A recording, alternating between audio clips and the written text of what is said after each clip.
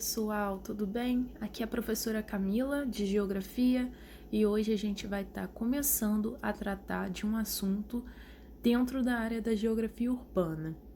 Bom, geografia urbana seria uma área da geografia que se preocupa em estudar o espaço urbano e os seus processos.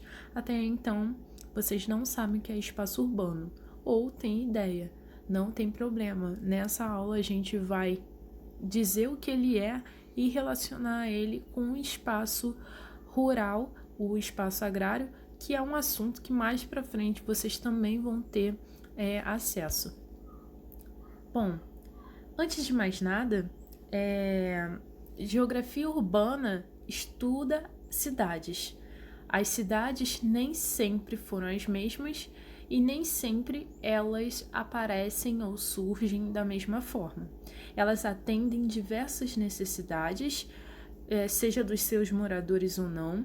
Elas podem ser concentradas em atividades dos setores secundários, como vocês já viram em aulas anteriores, que são aqueles setores dedicados às indústrias, e também dedicada à atividade do setor terciário, que nada mais é do que o comércio e prestação de serviços.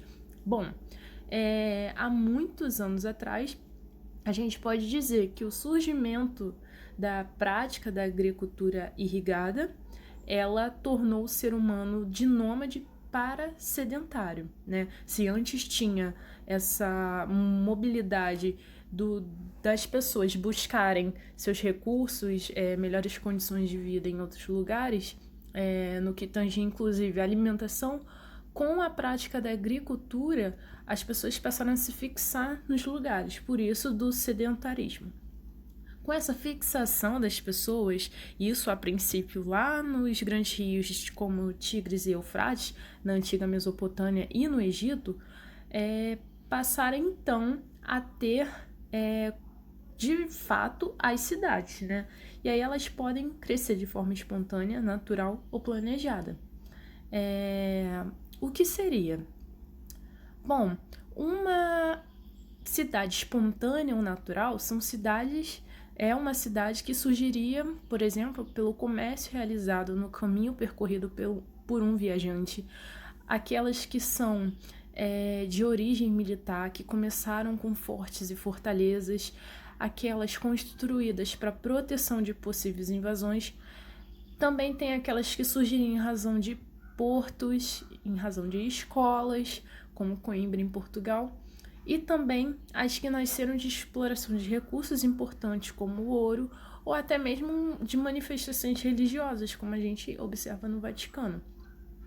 É como se a função da cidade, a necessidade das pessoas, tornasse essa cidade segundo um determinado caráter. E aí ela poderia vir a ser comercial, militar, universitária, cultural, religiosa, etc., como eu mencionei. Mas elas também podem ser planejadas. Elas podem ser cidades que foram construídas com algum propósito. E é o caso, por exemplo, de Brasília, que passou a ser a capital do Brasil. Essa é a primeira aula de duas. A próxima aula vai ser sobre a geografia urbana do Brasil. E aí vocês vão ter muitos exemplos do nosso país. Então, gente, vocês observam, por exemplo, que uma cidade ela pode ter também função turística. A própria Brasília teve uma função político-administrativa, financeira, entre outras. Quanto mais importante é uma cidade, isso tem a ver com a quantidade da população, da oferta de produtos e de serviços, maior será seu poder de influência sobre outras cidades. Então, subentende-se aí que algumas cidades crescem mais que as outras. E nesse crescimento vocês vão ver como isso influencia com o seu entorno, ou até mesmo com o exterior. Bom, a princípio, a gente tem que distinguir espaço rural de espaço urbano e relacionar eles, tá? Porque assim, o espaço rural, ele seria aquele responsável pelo setor primário. Ele seria aquele espaço que forneceria as matérias-primas a serem usadas pela indústria, como a agricultura, a pesca, a própria pecuária, a mineração. Já as atividades secundárias, ela tem aquele caráter como vocês já viram na aula sobre industrialização, né? Ela tem fatores locacionais, não necessariamente está no espaço rural, não necessariamente está no espaço urbano. Por quê? Porque ao passo que as atividades secundárias podem ser encontradas tanto em setor área parque industrial, também podem ser espalhadas pelo território. E aí, muito dessa localização tem como fator determinante o próprio planejamento do Estado, né? Isso é só trazendo essas pinceladas para vocês conseguirem situar onde se apresenta o espaço rural e onde se apresenta o espaço urbano. Bom, gente, as atividades terciárias, o comércio, a prestação de serviços, elas estão em parte nas cidades, ou seja, estão em parte no espaço urbano, que são aqueles mais adequados para o seu desenvolvimento, principalmente por concentrar pessoas. Então, pode-se dizer que a prestação de serviços, elas, além de propriamente prestar serviço, elas também empregam boa parte dessa população, seja em serviços formais ou informais, segundo as diferentes demandas dessas próprias cidades. Bom, podemos dizer então que o campo e a cidade eles são complementares e interdependentes.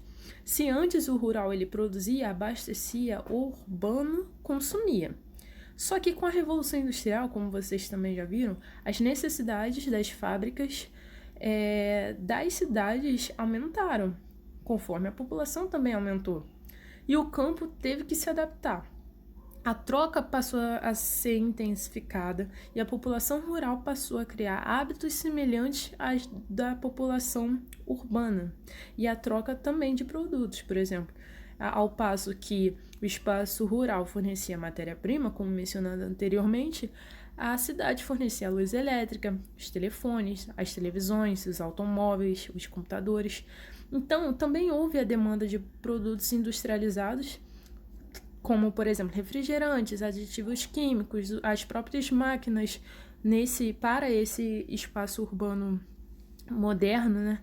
E materiais tecnológicos, no geral, produzidos pelo urbano.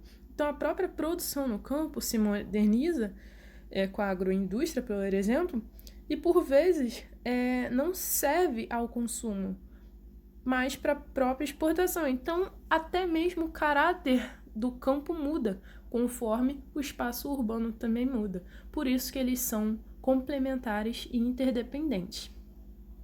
Bom, pessoal, podemos dizer que o processo de urbanização ele é caracterizado por um ritmo de crescimento maior da população urbana em relação à população rural, que já é maior, né? A população urbana já é maior do que a população rural. Isso se deve muito ao êxodo rural, que foi um intenso processo de deslocamento da população do campo para a cidade devido à expansão das grandes propriedades rurais, com a concentração fundiária, com a expulsão, né, de trabalhadores devido à substituição e a própria também o monopólio da terra, digamos assim. E, como eu mencionei, da mecanização do campo, porque substitui a mão de obra pelas máquinas. A gente, então, diz que a urbanização compreende o campo por conta dessa mecanização das atividades agrícolas, das instalações de agroindústrias e também das atividades de lazer rural. É como se o campo ele tivesse um caráter turístico, então isso insere ele dentro de uma lógica urbana, visto que a população urbana busca esses serviços no espaço rural. Então, só reafirma aquilo que foi mencionado anteriormente. Espaço urbano e espaço rural são complementares e interdependentes.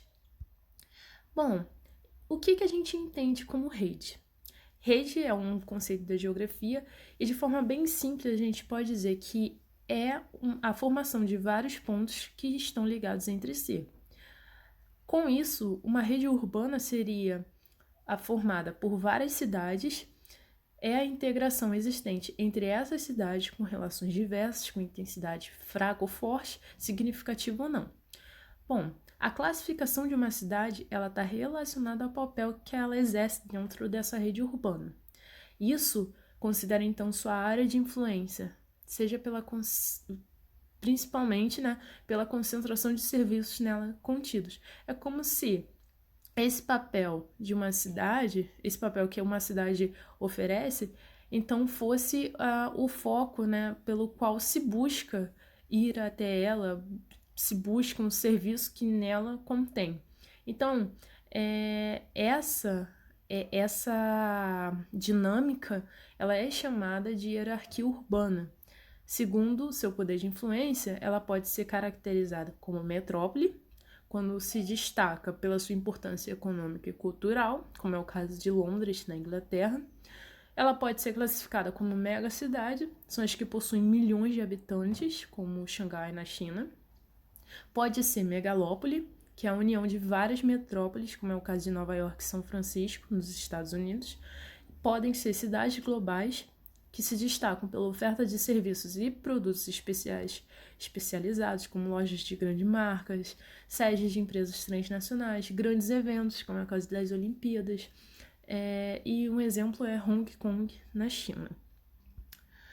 Bom, a gente também tem a megalópole, que é a união de várias metrópoles, como já foi mencionado, desculpa a repetição, e temos também a conurbação, que é aquela grande aglomeração que une municípios vizinhos. É o caso da Grande São Paulo. Esse primeiro esquema mostra a forma de um sistema urbano.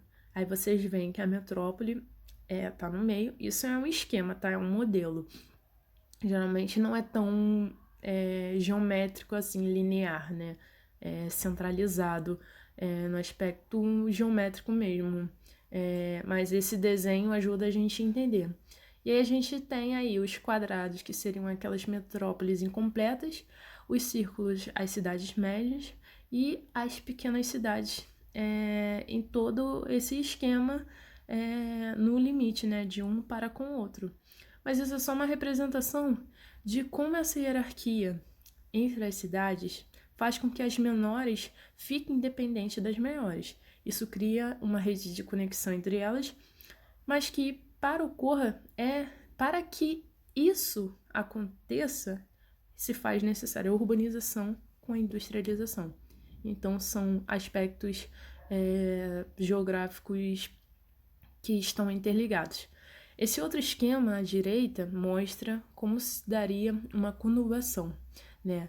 Quando uma área urbana A e uma área urbana B, por exemplo, elas se conurbam, elas se juntam, se mesclam, fazendo então surgir uma área C, que é uma área que parte contém a área A e parte contém a área B, formando uma nova área, que é a área conurbada. Bom, gente, a metrópole, ela seria o centro do comando da economia e da política, das atividades culturais e de pesquisa, seria a cidade mais importante e dinâmica do país ou da região, concentrando os principais empreendimentos comerciais e financeiros, influenciando amplos trechos do território. É o principal elo com o exterior, com sua estrutura diversificada, rede de hotéis, aeroportos equipados e sistema de comunicação eficiente, que seriam então um suporte, né, para atender toda essa demanda de gente. Só que metropolização é quando há concentração de atividades econômicas em espaços bem restritos. Isso traz, então, um aspecto segregador, né? É quando dá um caráter concentrador e excludente. E assim faz surgir problemas propriamente do espaço urbano, como é o caso da poluição do ar, dos rios, devastação das áreas verdes, a falta de moradia, saneamento básico ineficiente, falta de escolas, hospitais e demais infraestruturas, assim como elevados índices de violência. Bom, gente, nessa segregação socioespacial, que é aquela segregação que separa, né, como eu disse, espaços valorizados daqueles não valorizados, com mais ou menos atenção do governo, a gente visualiza um desenho. E isso é muito bacana porque você contempla a paisagem, consegue perceber que há uma delimitação, digamos assim, vertical e uma expansão horizontal. Vamos lá. A expansão desordenada e o crescimento horizontalizado seria então um aumento de uma área ocupada. Ela porém cria uma dificuldade para a implantação de infraestrutura adequada. É como se o transporte, a coleta do lixo, o saneamento básico não chegasse até lá por conta de ser áreas mais distantes do centro. Mas não só, né? Isso também tem a ver com o planejamento urbano da cidade. Entretanto, vocês visualizam que em áreas centrais há terrenos vazios, além de construções totalmente desocupadas. Então, isso não seria uma justificativa para não contemplar, então, serviços, né, para essa população mais pobre. E aí a gente visualiza que nesses espaços mais valorizados, que tem um planejamento, que tem uma atenção, né, ele é orientado para um crescimento verticalizado de suas construções, porque tiveram suporte e adequação nas vias de circulação, na distribuição de energia e água, do sistema de telecomunicações e nos serviços públicos em geral. É como se realmente os espaços da cidade tivessem, né, um tratamento extremamente diferente. E por isso a gente entende então como uma segregação socioespacial. Essa segregação socioespacial faz com que áreas mais violentas da metrópole sejam localizadas nas periferias. E assim, essas áreas elas são muito marcadas pelo desemprego, pela falta de infraestrutura, de opções de lazer, que consequentemente levaria, né, para um aumento da violência. Há pesquisas, né, que apontam isso. Além de viverem aí pessoas que não conseguem atingir níveis de estudos mais elevados, pois por causa da baixa renda familiar, os jovens têm de trabalhar muito cedo. Não raro as crianças se envolvem em atividades de tráfico, das quais fazem parte de uma estatística alarmante de homicídios entre crianças e jovens. E aí a gente tem um fenômeno, por exemplo, que acontece, que é a gentrificação, que é o processo de modificação do espaço urbano em que áreas periféricas são remodeladas e transformadas em espaços nobres ou comerciais. Isso é um exemplo de como até mesmo aquele espaço não valorizado, ele, quando tem essa atenção, quando tem, por exemplo, especulação imobiliária, ele aumenta o custo de vida, ele começa a ser valorizado, porém expulsa os mais pobres por conta desse aumento de custo de vida. É como se aquelas pessoas que vivessem ali não tivessem mais como sustentar o estilo de vida que aquele lugar passou a ter, que a função daquele lugar passou a exercer. Então, por isso que se fala muito que é onde há a especulação imobiliária, quando os terrenos aumentam de valor e aí não tem a opção de você se manter ali desde que você tenha, né, suporte para isso, que tenha renda, né, para se manter nesses lugares. Bom, gente, e é isso. Para essa primeira aula de Geografia Urbana, esses foram os elementos apresentados para vocês. Tenham uma ótima semana e bons estudos. Qualquer coisa, é só chamar a gente. Estamos disponíveis a qualquer momento.